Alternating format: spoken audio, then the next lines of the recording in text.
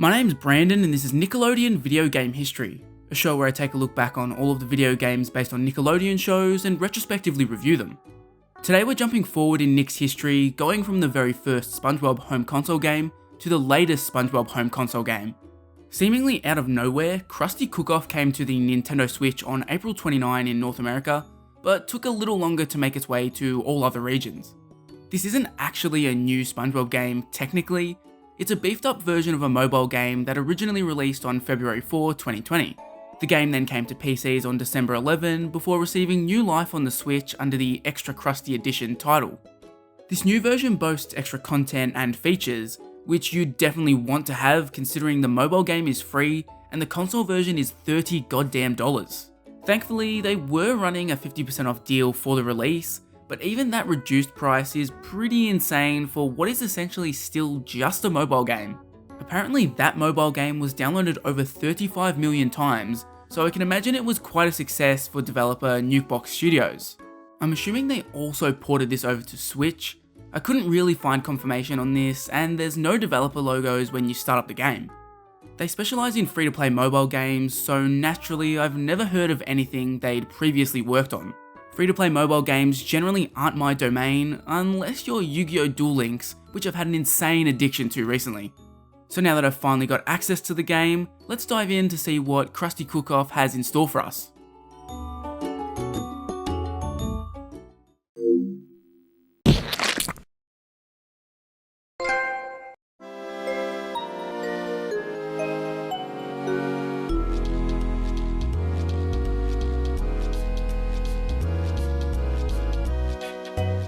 Krusty Cook-Off uses the tried and tested mobile game formula of taking a pre-existing style of game and just SpongeBobifying it. I'd say like 90% of games on the App Store are just riffing on one specific game that got popular and then simply applying a skin to it. In this case, Cooking Fever is the game that serves as the main inspiration here. Krusty Cook-Off plays out like a pretty typical clone of that game. If you haven't played one of these before, here's the basic rundown. You're running a kitchen. Customers will roll in and ask for specific orders, and it's up to you to cook and deliver that food on time. This generally sees you managing several different stations at once, becoming a real test of how well you can multitask. The more efficiently you serve the customers, the happier they'll be, and the more money they'll tip you. Each level you play in Krusty Cook-Off has a main goal. These can range from getting a certain amount of tips or serving a specific amount of customers in a time limit, to having to go through the entire level without burning any food. Initially, you'll only be getting one goal per level, but as you progress and your proficiency grows, the game will test you by combining the goals. For example, you'll have to serve 20 customers within the limit and avoid burning any of your food items. Similarly, the customers ordering from you get a little more complex too. The easiest example of this is Patrick. Whenever he comes up to the counter, he'll be indecisive, taking his sweet time before deciding what he wants. I'll have Patrick, if I could make a suggestion, why don't you just order a Krabby Patty? Great idea, Squidward! One Krabby Patty, please! And then you've got customers who are so happy to get their meal that they start hitting the sheesh meme. Interestingly, you start off making pancakes, not Krabby Patties. In fact, on the surface, you'd assume you'd be spending the whole game making Krabby Patties, but that's not the case. Making Krabby Patties is a pretty small part of the game. The game is divided up into different locations, each of which has its own cuisine. This is largely to keep the game fresh, as you'd be sick and tired of the gameplay pretty quickly if all you were doing was working at the Krusty Krab. In these early levels, the gameplay can be pretty hectic, even with things being designed to be introductory. If you're somebody who struggles to multitask, this definitely isn't the game for you. I'd almost say that depending on the player, it would be impossible to progress at times if you're not proficient in that area. When you start raking in tips, you'll be able to buy better cooking equipment to make life easier for you. Classic Mr. Krabs forcing his employees to spend their own money to improve the quality of the restaurant. Hello, I like money. Purchasing upgraded cooking equipment will allow you to make more food at once, as well as cook it quicker. You can also purchase upgrades to the restaurant's interior and decor, which grant you more tips and things like that. Another thing you'll be earning is tickets for the skill crane, a part of the game that certainly reminds you of Krusty Cook-Off's past life in the mobile space. Unlocking achievements will give you these tickets that are used to gamble on new costume pieces or coins. This is pure gacha mechanics at play, but honestly, it didn't feel too predatory or anything. Sure, I'd rarely get the actual thing I was searching for, but not once did I feel like this was a mechanic I needed to engage with to do better in the game. Earning costume pieces levels up your character, but I didn't see much value in this. Like, each character has a special ability, and maybe leveling them up a bunch majorly improves or changes this, but in the time I spent with the game, it felt like I could just completely ignore this and not be held back. The special abilities do help. For example, SpongeBob's will see a robot cook the food for you automatically for a period of time, but they're far from necessary. The best part of the gacha costumes, as well as the interior decorating, is that they're basically all references to the show. This is where the game really gets to thrive on having the SpongeBob license. Decking the Krusty Krab in various ways that have been seen in the show before is really neat. It's not crucial to the game, but it's a nice little carrot to have dangling in front of players, motivating them to push ahead. After doing my time at the pancake stand for 30 levels, I unlocked the Krusty Krab, which has 50 levels to beat. Right off the bat, cooking at the Krusty Krab was far more complex, with a lot more moving parts to worry about. The game is all about providing a steady increase in complexity, but with the game's marketing boasting 400 odd levels, it felt a little intimidating that my brain was breaking at the challenges presented to me just a few hours in. It feels like I'm out here playing Guitar Hero half the time with the insane finger movements I'm pulling off just to deliver a Krabby Patty to some jack-off.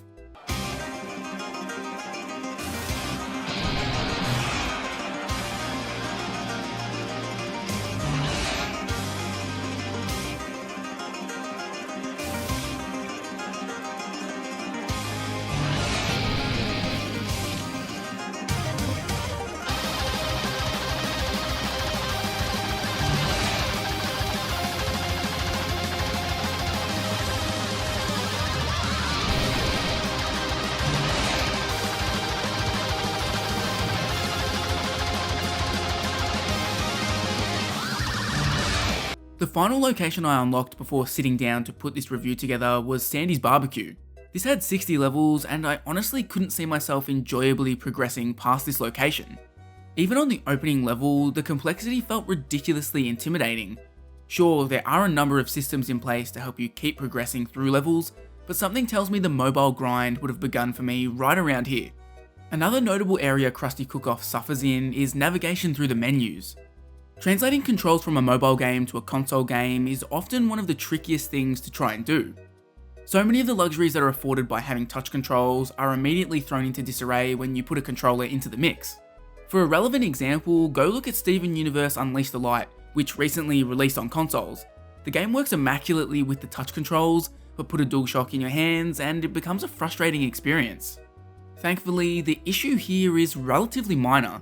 Navigating through menus just doesn't feel completely intuitive, and on top of that it feels a little bit laggy and unresponsive at times.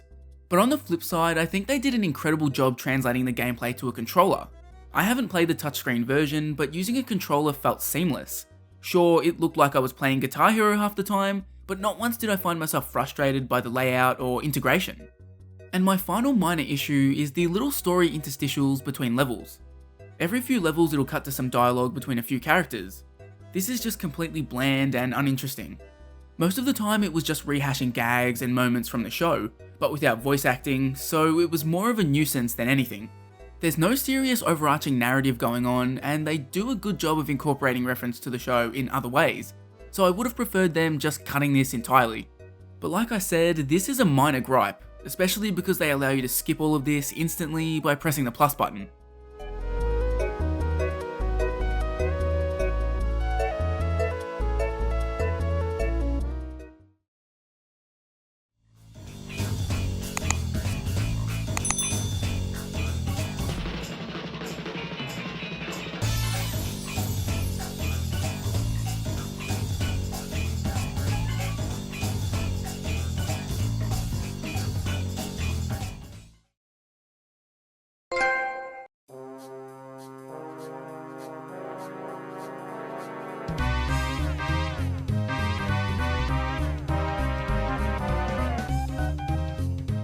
When this game was announced, my eyes basically rolled out of my head.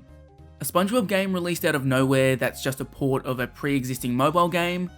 Yeah, that sounded like a recipe for pain. Then when I saw the exorbitant price tag, I almost had a conniption. But after actually sitting down and playing it, I really don't have that much negative to say about the game itself. This is a fun game. I'm not personally into these types of games so much that I'd want to play it for more than a handful of hours, but I can't deny that I enjoyed it. I would highly recommend this to people who are fans of this genre, or if you're just looking for a neat game that you can chip away at over time. The big sticking point is price. $30 is absolutely ridiculous. At that price point, I don't recommend Krusty Cook-Off even slightly. Heck, even at the 50% off sale price point that I got it for, I still wouldn't recommend it. For this type of game, we should really be dealing with a sub $10 price tag. Anything more and it's just like, why wouldn't I invest in a critically acclaimed indie game or a big budget AAA title that's on sale? It's a shame that it comes with such a bizarrely high price tag, forcing me to not recommend the game. The actual game itself is good, but it's not $30 good. Next time we'll be back to our chronological exploration of Nickelodeon video games, jumping into the GBA and home console versions of Jimmy Neutron Boy Genius, the game based on the film that kickstarted the franchise. There's actually a lot of interesting background info surrounding the birth of that franchise, and there's even a making of documentary for the game. Make sure you're subscribed so you don't miss that jam-packed episode of Nickelodeon video game history.